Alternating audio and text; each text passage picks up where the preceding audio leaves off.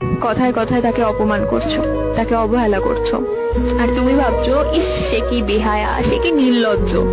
সে কিন্তু বেহায়াও নয়, সে নির্লজ্জও নয়। আসলে সে তোমাকে তার নিজের থেকেও বেশি ভালোবাসে। তাই পৃথিবীতে এত অপশন থাকার পরেও সে তোমার কাছেই পড়ে আছে। হারিও না তাকে, কারণ এইসব মানুষগুলো একবার চলে গেলে কিন্তু আর ফিরে আসে না।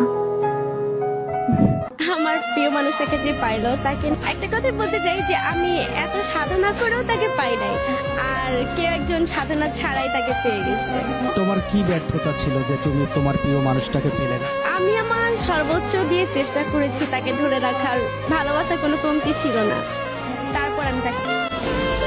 ছেলেদের কাঁদানো এত সহজ না। একটা ছেলে রাস্তাঘাটে মার খেয়ে পড়ে থাকলেও সে কাঁদে না। তাকে তার বাবা মা ইচ্ছে মতো বকা দিলেও সে কাঁদে না, বরং শান্তি পায়। তাকে ক্লাস টিচার বেদ দিলেও সে কাঁদে না। তাকে তার প্রিয়জন রাগ অভিমান করে যদি একটা থাপ্পড় দেয়, তবুও সে কাঁদে না, বরং সেই থাপ্পড়ে সে ভালোবাসা খুঁজে নেয়। এক কথায় বলতে গেলে ছেলেরা কাঁদেই না।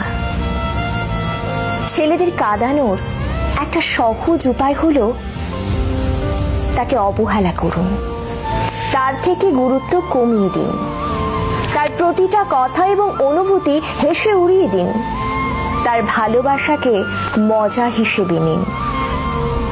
তবেই ছেলেটি কাঁদবে, তবে রাতে কেউ জানবে না।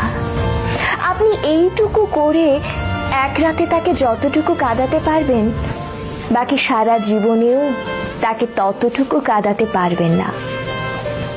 কথাগুলো হাস্যকর মনে হলেও মিথ্যে নয়। একটা ছেলে মন থেকে ধরে প্রতিটি দেহের প্রতিটি অংশের কষ্ট অনুভব করলে তখনই ছেলেদের চোখে অশ্রু নামে। আমার সবাইকে খুব পাপ, আমার ভালোবাসায় পাপ ছিল। দুনিয়ার ব্যাপক মানুষ বুঝলো যে আপনার আমার লাগবে, খালি আপনি মানুষটা বুঝলেন না।